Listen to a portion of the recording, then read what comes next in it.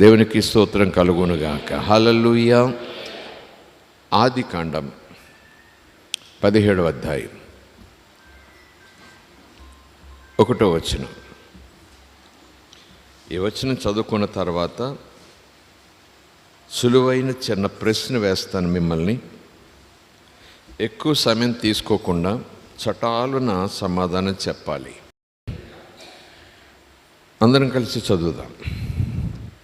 అబ్రాము 99 ఏండ్ల వాడైనప్పుడు యెహోవా అతనికి ప్రత్యక్షమై, నేను సర్వశక్తిగల దేవుడను, నా సన్నిధిలో నడుచుచు. ప్రతి పదం మీద మనసు పెట్టండి.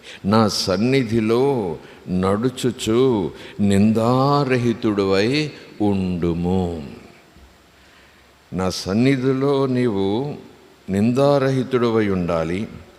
నిందారహితుడుగా నడుచుచూ ఉండాలి, జీవిస్తూ. ఎక్కడ? నా సన్నిధిలో. ఎందుకయ్యా?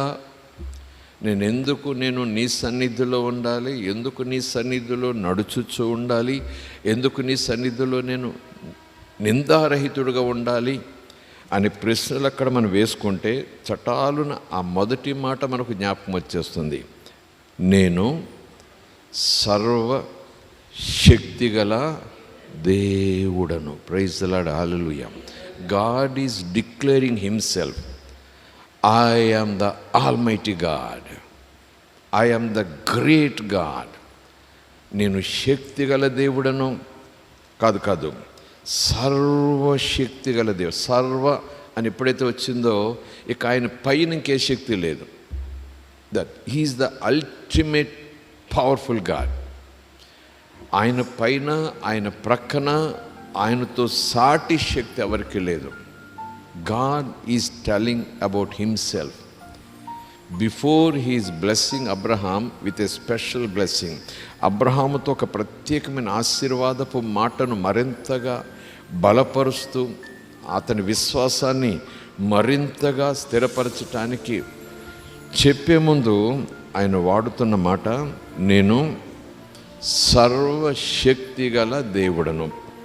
ప్రత్యక్షమైన తర్వాత, అబ్రహాముకు దేవుడు ప్రత్యక్షమైన తర్వాత ఏ వయసులో? 99 ఏండ్ల వాడైనప్పుడు. అంతకుముందే దేవుడు 12వ అధ్యాయంలో ప్రత్యక్షమయ్యాడు. అంతకుముందు 12వ అధ్యాయంలో ప్రత్యక్షమయ్యాడు. నీ ఊరు విడిచి, నీ ఇంటి వారిని విడిచి వచ్చేసే అన్నాడు కదా. అక్కడి నుంచి 17వ అధ్యాయం. ఈ అనుభవం చూస్తే అబ్రాహాము 99 ఏండ్ల వాడైనప్పుడు యెహోవా అతనికి ప్రత్యక్షమై అంటే తనను తాను కనపరుచుకుంటున్నాడు. He is revealing himself. ప్రశ్నని చెప్పండి, మన సబ్జెక్ట్ ఏంటి? గడిచిన వారం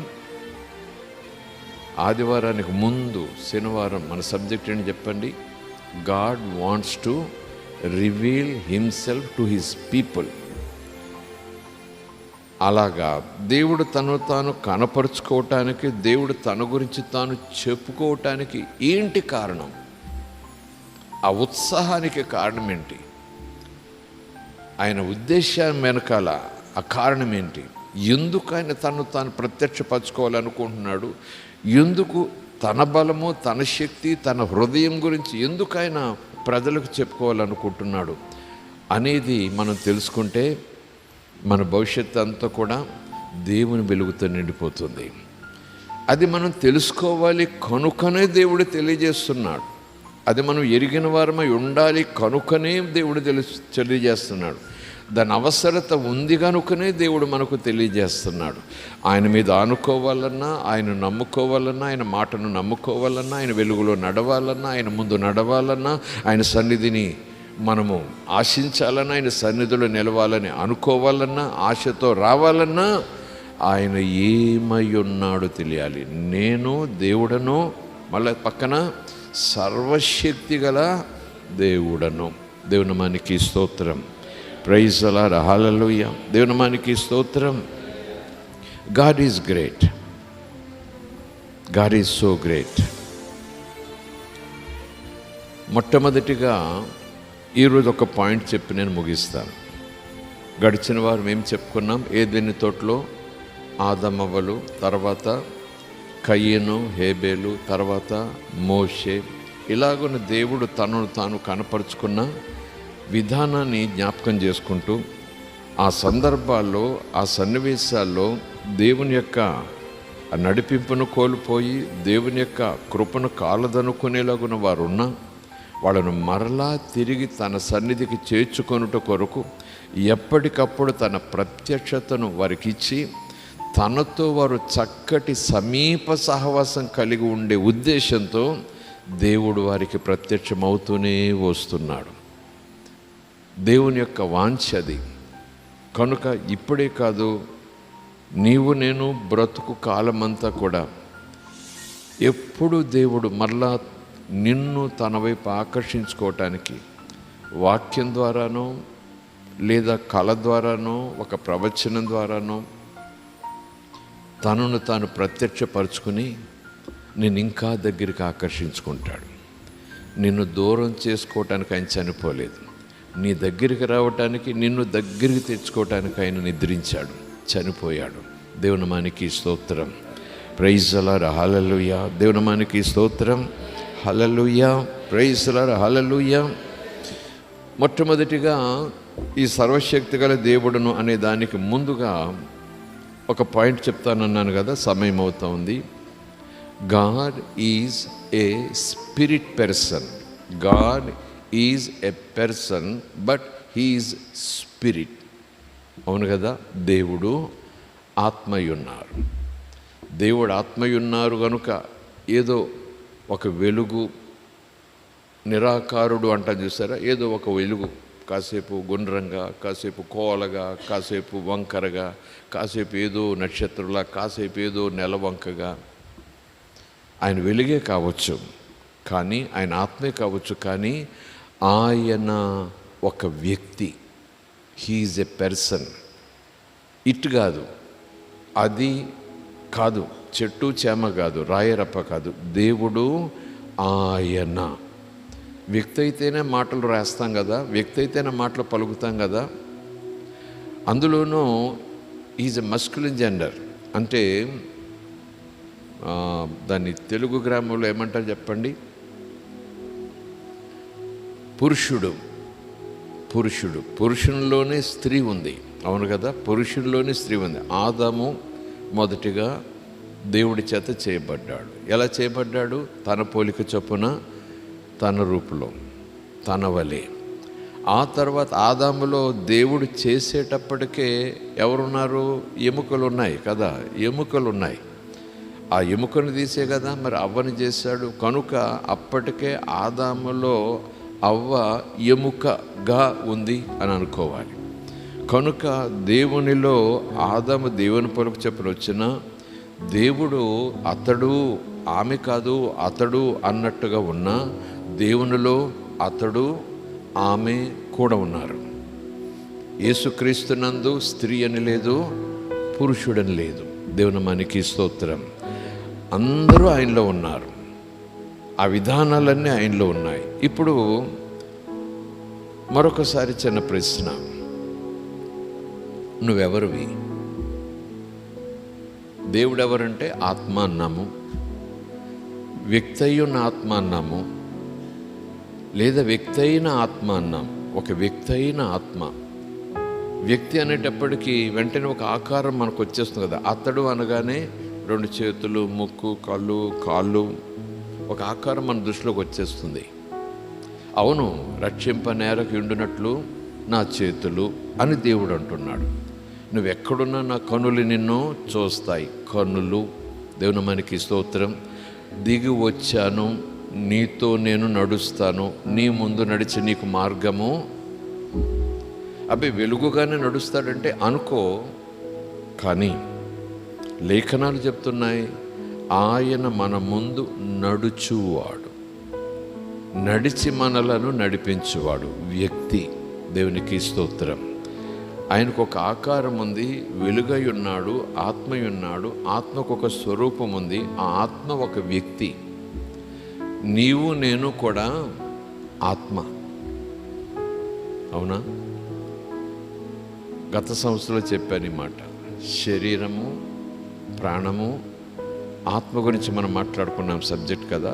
దాదాపు ఒక 5-6 రోజుల సబ్జెక్ట్ మీద మనం స్టడీ చేశాం. నీవు నేను ఆత్మ. అలా చూడకండి, ఆత్మ అంటే దెయ్యం అనుకుంటారు. 2 రకాలు ఉన్నాయి, దూతాత్మ, దురాత్మ, మంచి ఆత్మ, చెడ్డ ఆత్మ, 2. అయితే వెలుగు లేకపోతే చీకటి. దేవుని మానికి స్తోత్రం. నువ్వు నేను ఆత్మలం, ఆత్మతో వ్యక్తులం.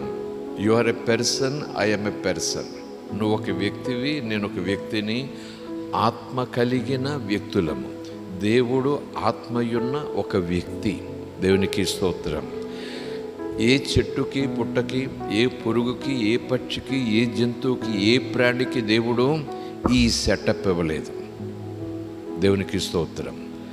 ఏ స్థితిలో కూడా ప్రాణం ఉన్నదేమో కానీ, ఆకారం ఉన్నదేమో కానీ, పక్షికైనా, పురుగుకైనా, జంతువుకైనా, ఒకవేళ వృక్షానికైనా ప్రాణం ఉన్నదేమో, ఆకారం ఉన్నదేమో, రూపం ఉన్నదేమో కానీ ఆత్మ లేదు.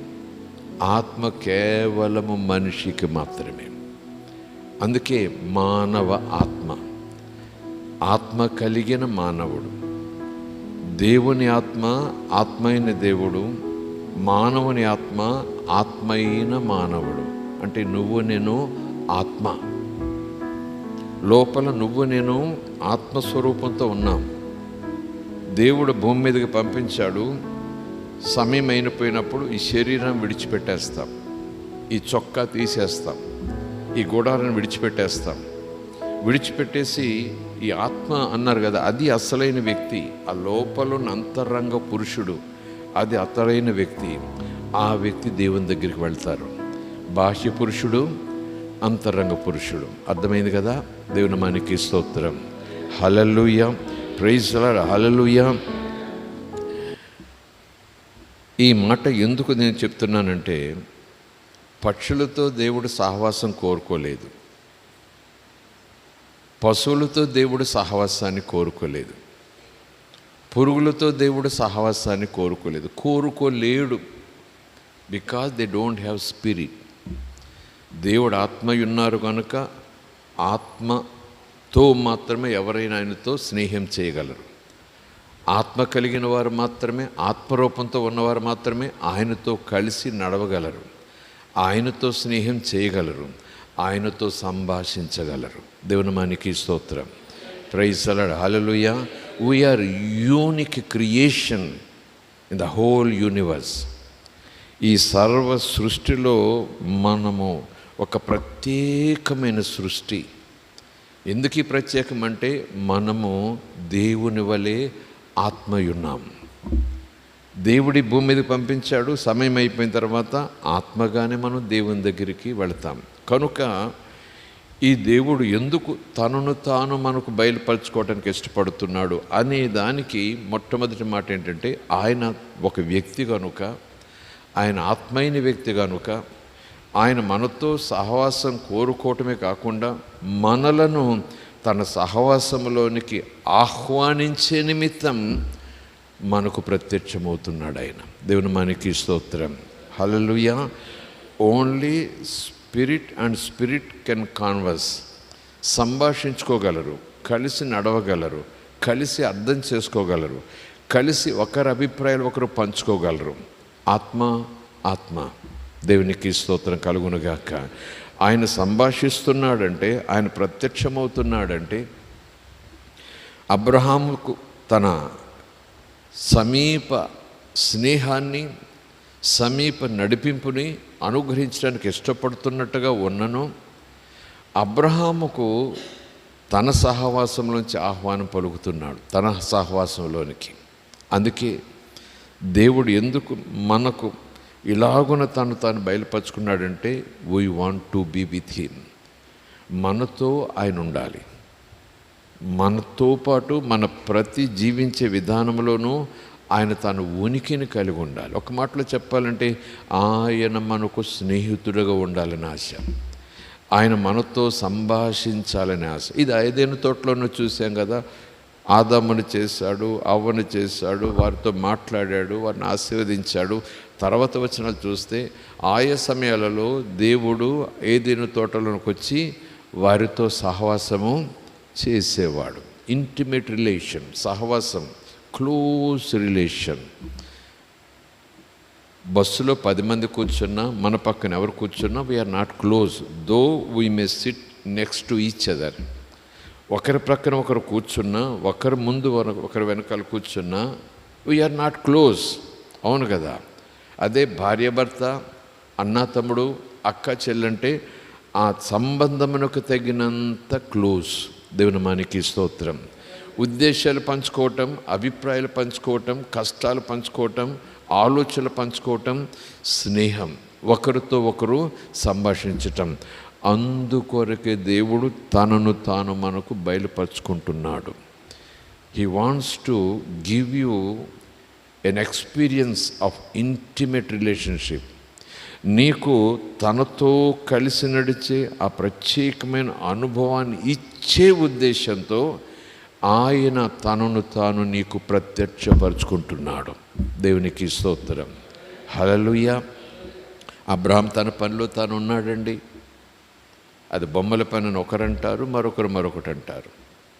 అబ్రహాం తన పనిలో తాను ఉన్నాడు, తన హడావుడిలో తాను ఉన్నాడు, తన డైలీ పని ఏదో తాను చేసుకుంటున్నాడు. అకస్మాత్తుగా స్వరం. ఏం ప్రార్థన చేసుకుంటున్నాడంటే ఏమో, అక్కడ లేదు అదేమి. ప్రయాణంలో ఉన్నాడంటే ఆ వివరం లేదు. పడుకున్నాడా అంటే ఆ వివరణ కూడా అక్కడ లేదు. కాబట్టి మనం ఊహించి హద్దు దాటి ఊహించుకోకూడదు. కానీ అబ్రహాము తన పనిలో దేవుని ఉనికి గురించి ఆలోచన కలిగి ఉన్నాడో లేదు తెలియ, కానీ తన పనిలో తాను ఉండగా అబ్రహమా, ఆ స్వరం ఇప్పుడు వినలేదు.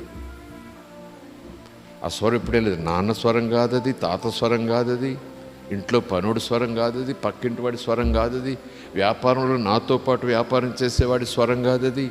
Somebody who is it? అబ్రామా పేరు పెట్టి పిలుస్తున్నాడు. ఆయనకి నేను తెలుసు, ఆ పిలిచే వ్యక్తికి నేను తెలుసు, పేరు పెట్టి పిలుస్తున్నాడు. దేవునికి స్తోత్రం. హల్లెలూయా. అంశమని చెప్పండి. తనను తాను బయలుపరుచుకొనుటకు మొదటి అడుగు వేసేవాడు. మొదటిగా తానే ముందుకొచ్చేవాడు. దేవుని మనకి స్తోత్రం. నువ్వు పడి ఉన్నా, చెడు ఉన్నా, బలముతో ఉన్నా, బలహీనతతో ఉన్నా, సంతోషంతో ఉన్నా, దుఃఖంతో ఉన్నా, మరి ముఖ్యముగా అనాథగా ఉన్నా, దిక్కుతోచక ఉన్నా, ప్రభు లేఖని చెప్తుంది ఆయన తనను తాను వారికి ప్రత్యక్షపరుచుకొని వారికి తాను ఎరిగినవాడిగా ఉండాలని. దేవుడు నాకు తెలుసు. దేవుని మనకి స్తోత్రం. అబ్రాహాము దేవునికి తెలుసు. ఇప్పుడు దేవుడు ఎందుకు పిలుస్తున్నాడు అని అంటే అబ్రహాముకు తాను తెలియాలి. తర్వాత అబ్రహాముకు తాను ఎటువంటి వాడో తెలియాలి.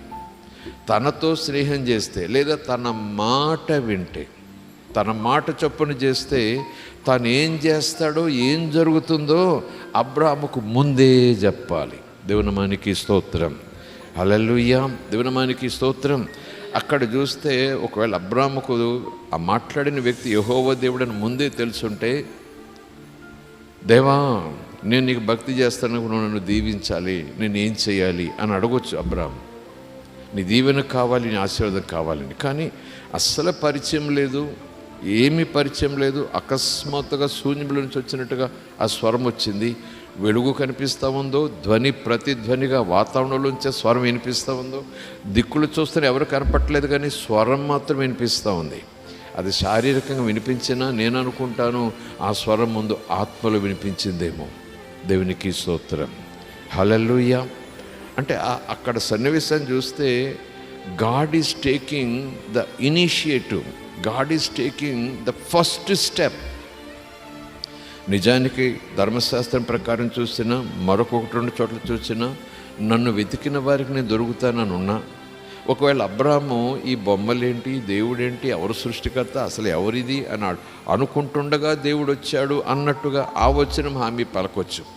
కానీ దేవుడు తను ప్రత్యక్షపరచుకునే ఆ విధానం చూస్తే ఆదమవ్వలను చేసి ఎదురుగా నిలబెట్టిన తర్వాత వాళ్ళకి వెతకాల్సిన పని లేదు, ఆయన ఎదురుగా ఉన్నాడు. ఒకవేళ ఆదాము ఎవరయ్యా నువ్వు అంటే నీ తండ్రిని నిన్ను చేసిన వాడను అంటాడేమో. దేవుని నామానికి స్తోత్రం. హల్లెలూయా.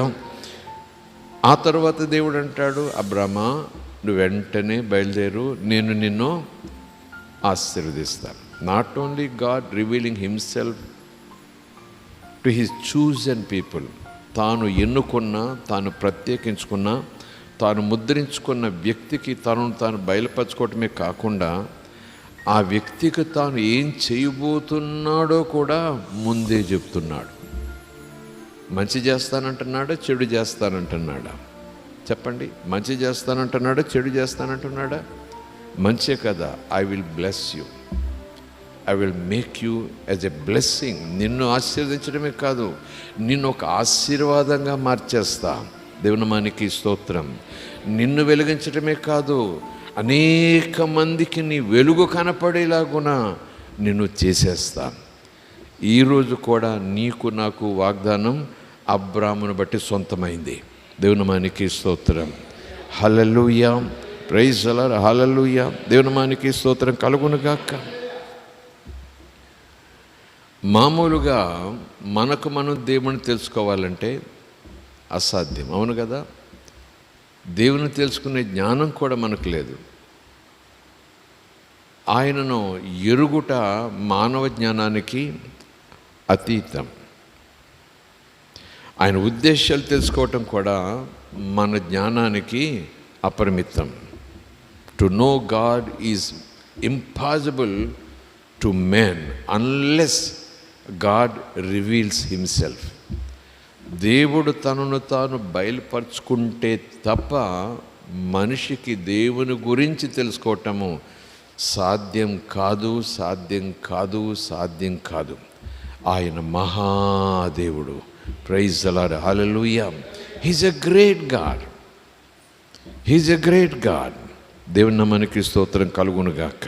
హల్లెలూయా. Praise the Lord. హల్లెలూయా. దేవుని నామానికి స్తోత్రం.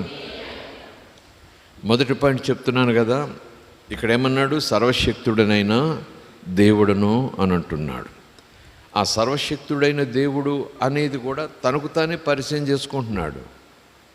తన పేరు తానే చెప్పుకుంటున్నాడు. యెహోవా సర్వశక్తివంతుడైన దేవుడను, సైన్యములకు అధిపతి అయిన దేవుడను. మోషేతో ఎలా పరిచయం చేసుకున్నాడు? ఉన్నవాడను, అనువాడను. ధర్మశాస్త్రం వచ్చిన తర్వాత యాజకుల ద్వారా ఇజ్రాయేలుకి ఎలా మళ్ళీ పరిచయం చేసుకుంటున్నాడు? పరిశుద్ధుడనైన దేవుడను. మళ్ళీ పరిచయం చేసుకుంటాడు మరొక చోట, రోషము కలిగిన దేవుడను. ఆయన తన పేరు తానే చెప్పుకుంటున్నాడు. Not only he is revealing himself as a person, but also he is revealing his attributes. ఆయన ఏమై ఉన్నాడో, ఎటువంటి వాడై ఉన్నాడో ఆయన బయలుపరుచుకుంటున్నాడు. ఎందుకంటే మనకు ఆయన స్నేహం ఇవ్వాలని, మనకు ఆయన తోడు ఇవ్వాలని, మనకు ఆయన స్నేహం అందించాలని, మన కొరకే సుమ. దేవునికి స్తోత్రం కలుగునుగాక. దేవుడు ఏమి చేసినా అంతా మన కొరకే. సర్వసృష్టి కూడా దేవుడు 5 రోజుల్లో చేశాడు. 6వ రోజు ఆదామును చేశాడు. ఆదాము తర్వాత అవ్వను చేశాడు. సర్వసృష్టిని చేసిన తర్వాత దేవుడు ఆదామవ్వలతో ఏమాట అన్నాడు? ఇదంతా మీదే, చేసింది నేనే, కానీ దీన్ని పరిపాలించేది ఎవరు? మీదే, పరిపాలించండి. దేవుని నామానికి స్తోత్రం కలుగునుగాక. హల్లెలూయా.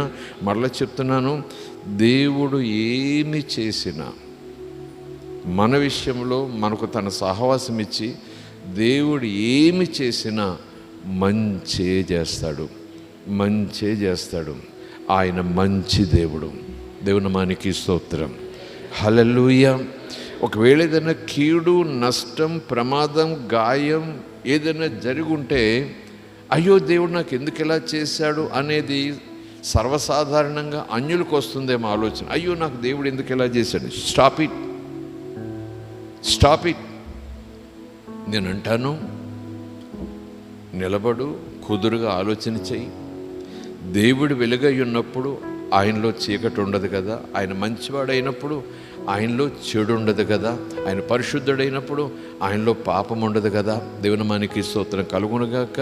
ఆయన మేలు చేసేవాడే తప్ప ఆ మేలు చేసే దేవుడిలో కీడు చేసే గుణం ఉండదు కదా. ఉంటే దేవుడు రెండు రకాలుగా ఉంటాడని చెప్పొచ్చు. దేవునికి స్తోత్రం కలుగునుగాక. హల్లెలూయా. కనుక నష్టము కలిగినా, బాధ కలిగినా, వ్యాధి కలిగినా, కష్టం కలిగినా, గాయం కలిగినా, దేవుడే చేశాడు అన్నట్టుగా ప్రవచనాలు వచ్చినా, నీకు అలాగ అనిపించేలాగా నీ మనసులో ఒక ఆలోచన వచ్చేస్తున్నా, ఈ వచ్చినాన్ని అలా ముందుకు తీసుకుని ముందు పెట్టుకుంటే దేవుడు మంచి చేస్తాడు. ఇది నాకు కీడు జరిగింది కనుక ఈ కీడును మంచి దేవుడు తప్పిస్తాడు, తప్పించి నాకు మంచి చేస్తాడు. ఆ రౌండ్లోకి రావాలి మనం. అంతే తప్ప ఏదో చెడు జరగగానే, అది తీవ్రంగా జరగగానే దేవుడు నాకు ఎందుకు ఎలా చేశాడు, దేవుడు నాకు ఎందుకు ఎలా చేశాడు. నిజంగా ప్రభువునందు విశ్వాసం ఉంచి ప్రభు గురించి ఇలాగొని ఎరిగిన వారు అస్సలు తూలిపోయి మాట్లాడరు, అలా తేలిపోయి మాట్లాడరు. ఎందుకంటే నా దేవుడు మంచివాడు, యేసు మంచివాడు 10 మందికి సాక్ష్యం చెబుతూ మళ్ళా 10 మంది ఉండగా ఏదో కీడు జరిగినప్పుడు అయ్యో నా యేసు ప్రభు నాకు ఎందుకు ఎలా చేశాడు అని గొల్లుమన్నాను అనుకోండి, ఆ 10 మంది ఏమనుకుంటారు, నిన్నటిదాకా మంచి చేస్తాడు, మంచి చేస్తాడు, మంచి చేస్తాడు, మంచి చేస్తాడు నమ్మకుండమ్మా అన్నాను, ఈరోజు నేనే అంటున్నాను అయ్యో యేసు నాకు ఎందుకు ఎలా చేశాడని. వాళ్ళు ఆశ్చర్యపోతారు, వాళ్ళు అభ్యంతరపడతారు, వాళ్ళు ఆలోచనలు పడతారు, వాళ్ళ నిర్ణయాలు ప్రశ్నార్థకంగా మారిపోతాయి. ఏం చేయాలి మనం? నిన్నటిదాకా మంచి, ఈరోజు చెడు. అంటే మంచి చేస్తాడు, చెడు చేస్తాడన్నమాట ఆయన. ఎందుకంటే తను నమ్మిన వారికి చెడు చేశాడు కదా, ఆ సాక్ష్యం చెప్తున్నారు కదా వాళ్ళు, చెడు చేశాడు దేవుడు మాకని. అందుకే ఈ కూడికలు ఎందుకంటే, ఈ ఉపవాస ప్రార్థనలు ఎందుకంటే, దేవుడు ఏమై ఉన్నాడో అనేటటువంటి సత్యం నీ విశ్వాసానికి పునాదిగా మారాలి. ఎన్ని రకాలుగా భూకంపాలు వచ్చినాయి, ఎన్ని రకాలుగా ఆకాశం వీరికి మీద పడుతుందన్నట్టుగా సంఘటనలు జరిగిన, ఏమీ లేదు నీ కాళ్ళ కింద భూమి ఇలా విడిపోతుందన్నది అని అనిపించి ఎదురుగా కనిపిస్తున్నా సరే, నీవు నేను ఆత్మ ప్రాణం శరీరాన్ని ఒక్కడిగా చేసేసి నా యేసు మంచోడు అని అనగలగాలి. ఆ పునాది దేవుడు మనకు మరొక్కసారి బలంగా వేయబోతున్నాడు. దేవుని మనకి స్తోత్రం. అందుకే దేవుడు అంటాడు, you must know me, what kind of person I am. Of course you already knew that I'm a spirit person. నేను ఆత్మనైన వ్యక్తినై ఉన్నాను, మీకు అర్థమైంది. కానీ ఇప్పుడు ఎటువంటి వ్యక్తినై ఉన్నాను నేను అనేది మీకు తెలియాలి కదా. అది ఎప్పుడైతే తెలుస్తుందో మన విశ్వాసము వేళ్ళూనుకుంటుంది. అస్సలు ఆయన గురించి ఏమీ నెగిటివ్గా ఆలోచనే రాదు. ఎందుకంటే ఆయన నాకు అన్యాయం చేయడం. దేవునామానికి స్తోత్రం. ప్రైజ్ అలారా. హల్లెలూయా. దేవునామానికి స్తోత్రం కలుగునుగాక. సో మొదటి పాయింట్ పరిచయం చేసి, ఇందాక అబ్రహాంకి ఎలా పరిచయం చేసుకున్నాడు అది కూడా వస్తుంది మన సబ్జెక్ట్లో. మొట్టమొదటి పాయింట్గా చెప్తున్నాను, ఆయన అనంతుడు. ఎవరైనా గాడ్ ఈజ్ ఇన్ఫినిట్. ఆయన అనంతుడు. కాలములకు పరిమితుడు కాదు ఆయన, స్థలములకు పరిమితుడు కాదు ఆయన. దేవునామానికి స్తోత్రం. He is not limited unto time are unto space. కాలములో ఇమిడిపోయేవాడు కాదు, ఒక స్పేస్, ఒక పరిమితి, ఒక స్థలములో ఇమిడిపోయేవాడు కాదు ఆయన. ఆయన అనంతుడు. ఆయన చివరెక్కడంటే నీకు దొరకదు, ఆయన చివరెక్కడంటే నీకు దొరకదు, ఆయన చివరెక్కడంటే నీకు దొరకదు. అంతటిలో ఆయన ఉన్నాడు. దేవునామానికి స్తోత్రం. నీవు ప్రార్థించేటప్పుడు, నువ్వు మోకరిల్లేటప్పుడు, ఆయన నువ్వు సహాయం అడిగేటప్పుడు, ఆయన సన్నిధిలో నీ కష్టం చెప్పుకొని ఆ కష్టం తీర్చేవాడు నువ్వే కదని అంటున్నప్పుడు, ఇది ఒక పునాదిగా నీ ముందుకు రావాలి. ఇది ఆయన అనంతుడు, ఆయన నాకు సహాయం చేస్తాడు. అంత గొప్ప దేవుడు. దేవునామానికి స్తోత్రం. ప్రైజ్ అలారా. హల్లెలూయా. ఒక వచనం చదువుకుందాం. యెషయా గ్రంథం 40వ అధ్యాయం 28వ వచనం. ఇది చదువుకొని ప్రార్థన చేసుకుందాం, సమయమైంది. యెషయా గ్రంథం ప్రతి స్టేట్మెంట్కి తప్పక మనకు వచనం ఉండేలాగా మనం చూసుకుందాం. యెషయా గ్రంథం 40వ అధ్యాయం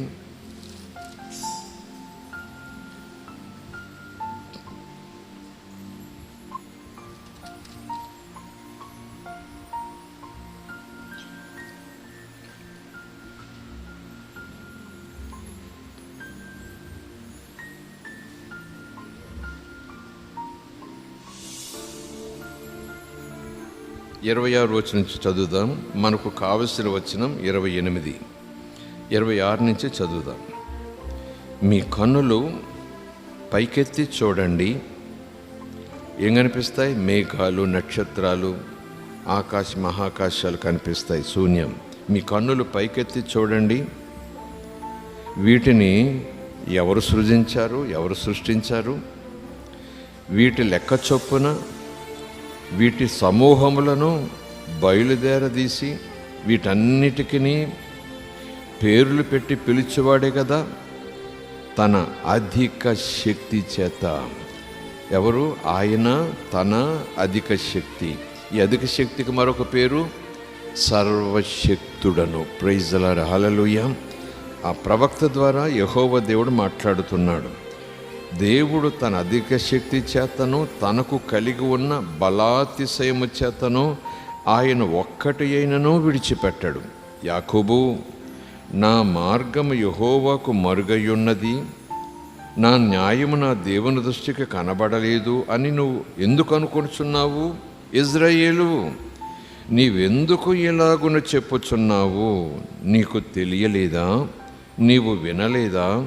28వ వచనం, భూదిగంతములను సృజించిన యెహోవా నిత్యుడగు దేవుడు. నిత్యుడగు దేవుడు, నిత్యము ఉండేటటువంటి దేవుడు. దేవుని నామానికి స్తోత్రం, హల్లెలూయా. నిత్యమంటే సృష్టికి ముందు, సృష్టికి చివర ఆయన ఉన్నాడంతే. ఎంతవరకు ఉంటాడు? శాశ్వత కాలం ఉంటాడు. ఆయనకి పరిమితి లేదు, ఆయనకు ఆయుష్ లేదు, ఆయనకు వయసు లేదు. అసలు ఆయుష్నిచ్చే ఆయుష్యే ఆయన. దేవుని నామానికి స్తోత్రం. ప్రాణం పోసేది ఆయన, ఊపిరి ఊదేది ఆయన. ఆయనే ప్రాణం, ఆయనే జీవం, ఆయనే ఆయుష్. అనంతములో ఆయన ఉన్నాడు. ఆయన నీకు దేవుడయ్యాడు. ఆయన నీతో సహవాసం చేయాలని ఆశపడుతున్నాడు. ఆయన నీకు తన సహవాసాన్ని ఇవ్వాలని ఆశపడుతున్నాడు. అందుకే దేవుడు ఈ వాక్యం ద్వారా నిన్ను మరింతగా దగ్గర తీసుకుంటున్నాడు. దేవుని నామానికి స్తోత్రం కలుగునుగాక. Praise the Lord, hallelujah. He has got no limit. ఇంతవరకే ఉంటాడు ఆయన, ఆ తర్వాత ఆయన ఉండడు. ఇంతవరకు ఆయన ఉండగలడు, ఆ తర్వాత ఆయన ఉండలేడు. నోవే. ఆయన అనంతుడు, ఇన్ఫినిట్ గాడ్. ఆయనకు బిడ్డవు నువ్వు, ఆయనకు బిడ్డను నేను. అంత మహాదేవుని మీద నీవు ఆనుకొనుట నీకు ధన్యత. దేవుని నామానికి స్తోత్రం. అంత మహాదేవుని పోషణలో నువ్వు ఉండుట గొప్ప భాగ్యం. అంత మహాదేవుని చేత చేయి పట్టి ఒక తండ్రి మాదిరిగా నడిపించబడుట ఎంత గొప్ప భాగ్యం. సంఘమా, మనకు ప్రార్థన చేసుకుందాం. తలలు వంచండి. పరిశుద్ధుడా, కొద్ది మాటలు నేర్చుకున్నాం. అబ్రాముతోనూ మాట్లాడుతున్నావు. నిన్ను ఎరుగని అబ్రాముతో, నీ గురించి వినని అబ్రాముతో, అసలు నీ ఊసే తెలియని అబ్రాముతో, తన ఊహల్లో కూడా బహుశా నీ పేరు కూడా తెలియదేమో, నీ శక్తి కూడా తెలియదేమో, అకస్మాత్తుగా దేవా, ఆశ్చర్యకరంగా దేవా, అనంతుడవు, నిన్ను కొలవలేరు. నీ శిరస్సు ఎక్కడుంటుందంటే కొలవలేము, నీ పాదాలు ఎక్కడుంటాయంటే కొలవలేము. విశ్వమంతటిలోనూ నువ్వు ఇమిడిపోయి ఉన్నావయ్యా. విశ్వమంతా నీలో ఉందయ్యా. అలాంటి మహా సర్వశక్తిమంతుడైన దేవుడవు అబ్రాముకు కనపడ్డావు. అబ్రాముకు నిన్ను నువ్వు కనపరుచుకుంటున్నావు, పరిచయం చేసుకుంటున్నావు, ప్రత్యక్షమైపోతున్నావు దేవా.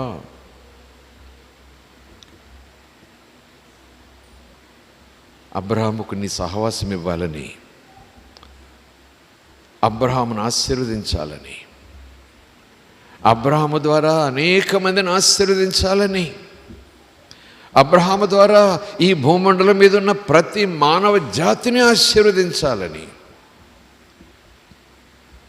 నీకు నీవుగా తొలి అడుగు వేసావు. నువ్వే ఇనిషియేటివ్ తీసుకున్నావయ్యా. ఆదాము పాపం చేశాడు, అవ్వ పాపములు పాలిభాగస్తురాలైంది. ఏదైనా తోటలోంచి బయటకు వెళ్ళిపోయారు, నీ మహిమను కోల్పోయారు. నువ్వేవారిని బయటకు నెట్టేశావు. అయినా లేఖనాలు చూస్తుంటే హేబేలు కయ్యూనులు అర్పణ తెచ్చిరి అని ఉంది. లేఖనాలు చదువుకుంటూ ముందుకు పోతుంటే హానోకు దేవునితో నడిచెను అని ఉంది. మరింతగా లేఖనాలు ముందుకు సాగిపోతుంటే నోవహు నీతిమంతుడు దేవునితో నడిచినవాడనుంది. నేను నమ్ముతున్నాను, మేము నమ్ముతున్నాం తండ్రి. ఎంతగా ఆదామవ్వలను దూరం పెట్టినా, ఎంతగా నీ మహిమను కోల్పోయేటటువంటి రీతిలో వాళ్ళు పడి చెడినా నువ్వు మాత్రం వాళ్ళని వదిలిపెట్టలేదయ్యా. మానవ జాతిని వదిలిపెట్టలేదయ్యా, మర్చిపోలేదయ్యా. అటు హానోకు ద్వారా మాట్లాడుతున్నావు, ఇటు నోవహు ద్వారా మాట్లాడుతున్నావు. మానవ మనుగడ కొరకు నీ ప్రత్యక్షతలు ఇస్తూనే ఉన్నావు. చివరికి అబ్రాము 12వ అధ్యాయంలో మరలా ఎక్కడా దేవుని గురించి ఏమీ లేదు మాట, ఎక్కడా దేవుని గురించి ఏమీ లేదు మాట, దైవ దర్శనం గురించి ఎక్కడా మాట లేదు. అకస్మాత్తుగా అబ్రహాము దగ్గరికి వచ్చావు. ఇదిగో నేను దేవుడను. అబ్రహ్మా, నేను దేవుడను. ఓ గాడ్, అనంతుడవు, మట్టి మనిషి అబ్రహాము దగ్గరికి వచ్చేసావు. అనంతుడవు, సమస్త విశ్వము నీలో ఉన్నదయ్యా. సమస్త విశ్వాన్ని నువ్వు నడిపిస్తున్నావయ్యా. అలాంటి నీవు మట్టి మనిషి, మట్టిలో పుట్టి మట్టిలో పెరిగి జీవించి మట్టిలో కలిసిపోయే మనిషి అబ్రహాము దగ్గరికి వచ్చి పరిచయం చేసుకుంటున్నావు. నిన్ను నువ్వు ప్రత్యక్షపరుచుకుంటున్నావు. నీ గురించి నువ్వు చెప్పుకుంటున్నావు. నువ్వు ఏం చేయబోతున్నావో కూడా చెప్తున్నావయ్యా. ఏంటయ్యా దేవా నీకు ఈ తపన? ఎందుకయ్యా నీకు ఈ తపన? పోతే పోయారులే అని అనుకోవటం లేదయ్యా నువ్వు. ఈరోజు కూడా, ఈ రోజుకి కూడా నువ్వు మాతో మాట్లాడుతూనే వస్తున్నావు, మాతో మాట్లాడుతూనే వస్తున్నావు, మమ్మల్ని సంధిస్తూనే వస్తున్నావు, నీ ప్రత్యక్షతను మా ముందు పెడుతూనే వస్తున్నావు. నువ్వు ఎలాంటి దేవుడివో లేఖనాల ద్వారా చెప్తూనే వస్తున్నావు. ఏం చేయబోతున్నావో, ఏం చేయగలవో కూడా చెప్తున్నావు తండ్రి. ఎందుకయ్యా ఈ మట్టి అంటే నీకు ఇంత ఆరాటం? ఎందుకయ్యా నీటి బుడగలాంటి మనిషి అంటే నీకు ఇంత ఆరాటం? ఎందుకయ్యా మట్టిలో పుట్టి మట్టిలో కలిసిపోయే ఈ వ్యక్తి గురించి నీకు ఇంత ఆరాటం? మాకు నీ సహవాసం ఇవ్వాలని, నీ స్నేహాన్ని మాకు అందించాలని, మా జీవితంతో నీ ఉనికిని కలిపివేసేయాలని, నీవు మేము కలిసి భూమి మీద జీవించాలని, మాతో నీవు మేము కలిసి జీవితాన్ని కొనసాగించాలని గొప్ప తపనయ్యా నీది. ఎంత మంచి దేవుడవు, ఎలాంటి దేవుడవు. ఈ మధ్యాహ్నం 2 చేతులు జోడించి అంత ఘనుడవు, అంత సర్వశక్తిమంతుడవు, అంత అనంతుడవు, నీ ముందు సాగిలి పడతానయ్యా. నిన్ను గౌరవిస్తానయ్యా, నిన్ను ప్రేమిస్తానయ్యా, నిన్ను ఘనపరుస్తానయ్యా, నిన్ను పూజిస్తానయ్యా. నీ పట్ల భయభక్తులు కలిగి ఉంటానయ్యా. నీ పట్ల భయభక్తులు కలిగి ఉండాలంటే నువ్వెవరో నాకు తెలియాలి, నీ శక్తి ఏంటో నాకు తెలియాలి. ఈరోజు అలాగున మాకు మరొకసారి ఈ పునాదిని బలపరుస్తున్నందుకు వందనాలు. ఎప్పుడైతే పునాది బలంగా ఉంటుందో పునాది మీద కట్టబడుతున్న మా విశ్వాస గృహం కూడా అంతగా బలంగా ఉంటుంది తండ్రి. నీ మాటలన్నీ నమ్ముతాం, మీ వాగ్దానాలన్నీ నమ్ముతాం, మీ దీవెనలన్నీ నమ్ముతాం, మీ ఆదేశాలు నమ్ముతాం, మీ ఆజ్ఞలు నమ్ముతాం, ప్రతి విషయంలోనూ నిన్ను నమ్ముతాం. నమ్మగలిగిన విశ్వాసం మేము కలిగి ఉంటాం. అలాగని మేము ఉండుటకు సహాయం చేయండి దేవా. నిన్ను సేవించాలంటే నువ్వెవరో మాకు తెలియాలి. నీ ముందు సాగిలిపడాలంటే నువ్వెవరో మాకు తెలియాలి. నీ ముందు మేమెవరమో మాకు తెలియాలి. ఒట్టి మట్టి మన్ను. కానీ ఎంత తగ్గించుకుని వచ్చావయ్య అబ్రాము దగ్గరికి. ఆశీర్వదిస్తాను, నిన్ను ఆశీర్వదిస్తాను, నీ కుటుంబాన్ని ఆశీర్వదిస్తాను, నీ పిల్లల్ని ఆశీర్వదిస్తాను. మారని దేవుడు అయ్యా, నిన్న నేడు నిరంతరము ఏకరీతిగా ఉండే దేవుడు అయ్యా, మాట మార్చవు దేవా. ఎప్పుడైతే అబ్రాహాము నిన్ను నమ్మాడు, అది అతనికి నీతిగా నువ్వు ఎంచావు, అలాగే మేము యేసు నిన్ను నమ్మాము గనుక అది దేవుడు నీతిగా ఎంచి మమ్మల్ని కూడా అబ్రాహాము యొక్క ఆశీర్వాదములకు వారసులుగా చేశాడు గనుక ఈ వాగ్దానములు మాకు కూడా వర్తిస్తాయి తండ్రి. అబ్రామా, నేను నిన్ను ఆశీర్వదిస్తాను, ఆశీర్వదించగలిగిన శక్తి నాకుంది, నిన్ను దీవించగలిగిన శక్తి నాకుంది, ఉన్నతమైన స్థితికి చేర్చగలిగిన బలము నాకుంది. సర్వశక్తుడనైన దేవుడని అబ్రాహాన్ని పిలుస్తున్నావు దేవా. ఈరోజు కూడా నీ మాట ఎలా నమ్మాలి? పరిస్థితులు ఎలాగుంటే నీ మాట ఎలా నమ్మాలి? ఇంట్లో పరిస్థితులు ఎలాగుంటే నీ మాట ఎలా నమ్మాలి? అయ్యా, నా ఒంట్లో పరిస్థితులు ఎలా ఉంటే ఎలా నమ్మాలి? నీ మాట ఎలా నమ్మగలగాలయ్యా అనేటటువంటి ప్రార్థనలు మా నోట్లోంచి వస్తున్నాయి. అందుకే ప్రభువా, మా పునాదిని మరలా తిరిగి బలపరుస్తున్నావు. మా విశ్వాసపు పునాదిని తిరిగి బలముగా నిర్మిస్తున్నావు తండ్రి.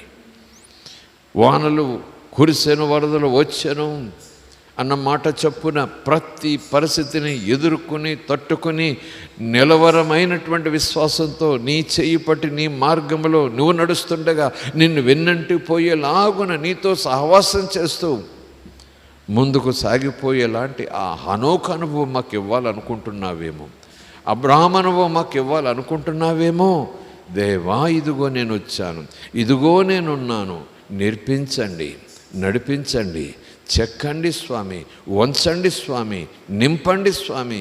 స్వామి మమ్మల్ని సరిచేయండి దేవా, బలపరచండి మా విశ్వాసములో. ఈ సమావేశములు, ఈ ప్రార్థనలు, ఈ విజ్ఞాపనలు నిరంతరము కొనసాగుతుండగా మీ సహాయం మాకు కావాలి. ఆటంకములన్నీ తొలగించండి, అభ్యంతరములను తొలగించండి. సిద్ధపడి వస్తున్న వారికి ఎటువంటి అనారోగ్యము, వ్యాధి, బాధ, బలహీనత, ప్రమాదం కలగకుండా సహాయం చేయండి. చివరి గడియ వరకు అంచెలంచెలుగా నీ యొక్క ఆత్మ కుమ్మరింపు, జ్ఞానాత్మ కుమ్మరింపు దయచేయండి. యేసు నామములో అడుగుచున్నాం తండ్రి.